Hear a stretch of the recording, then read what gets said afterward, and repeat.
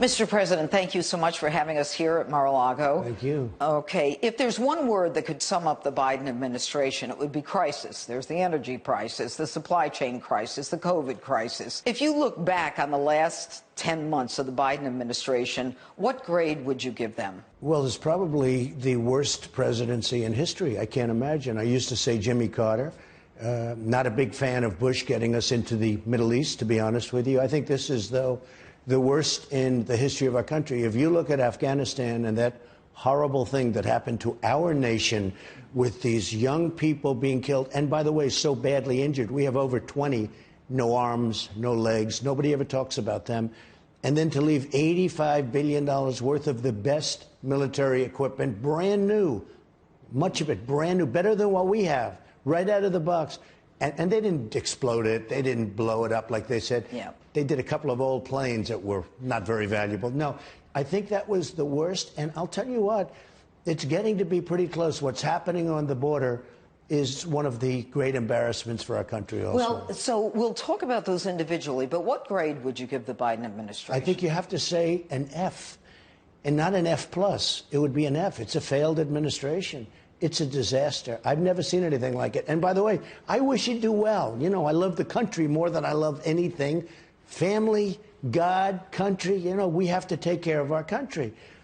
I would love to see him do well. I don't think there's ever been a greater embarrassment as an administration. And we had everything ready to go.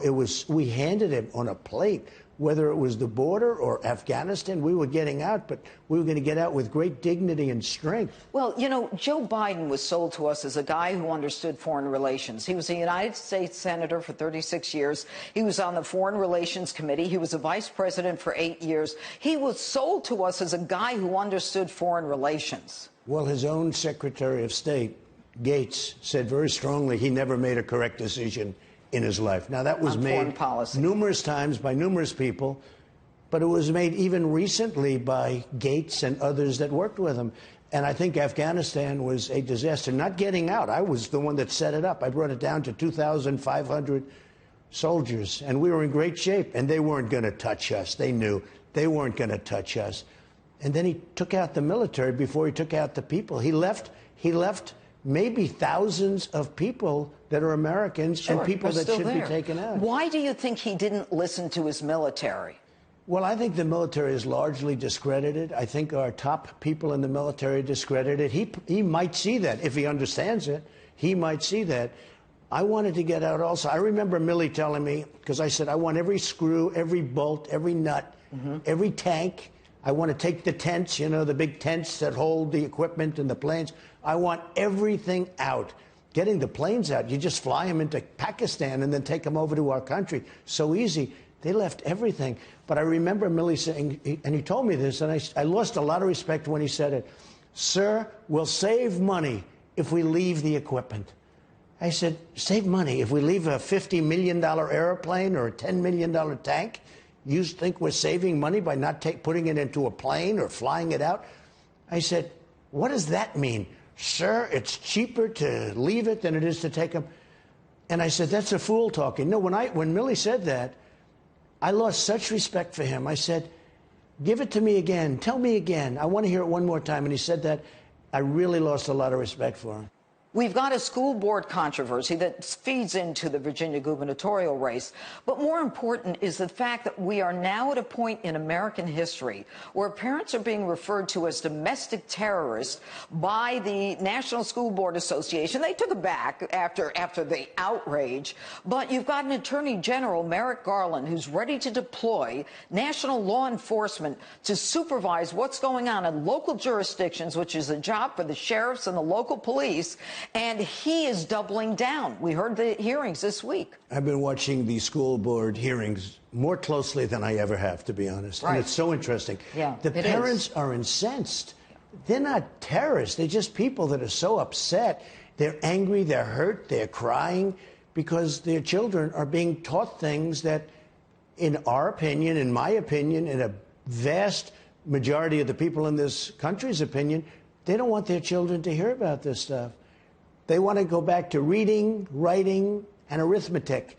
And they want to hear that black people are good and they want to hear that white people are good. Yes. This is the division that's being caused by these programs are just terrible. The amazing part of this is the National School Board Association, who drafted this letter, ends up, the administration promotes the head of that association, gives him a plum job. We now know that there was coordination between the Biden administration and the National School Board Association to get that letter to the Attorney General so they could start going after parents. The saddest part of all this is that there was a young girl raped. The school board knew about it. The superintendent lied about it. And now we've got a gubernatorial race in Virginia. It will be a forecast to 2022, the midterms. How do you see Youngkin doing against McAuliffe next Tuesday? I think he's going to do very well. Look, McAuliffe made a tremendous mistake, but it's really probably not a mistake from his standpoint. He believes it. Right. He said the parents have nothing to do with what their children are going to learn. They have nothing to do with it. I heard that statement. I said, is that going to be bad? Is that going to be like deplorables? Remember when Hillary made the statement, deplorables? I said, that's not a nice word. And it blew up. I think this is going to cause him tremendous problems come Tuesday. Do you think Youngkin's going to win? I think he's a good man, and I think he's a successful man. He loves Virginia. He loves the country. I think he should win. I mean, he should win. I'll be honest. My base has to turn out. If my base turns out, he's going to win. And I hope they turn out. I really want them to turn out. It's interesting, don't you think, that they are now referring to Youngkin as a Trump acolyte, using you as a way to get the Democrats to come out and vote? Well, I think it backfires because I think that gets the base to come out and vote by doing that, by hooking me with him as much.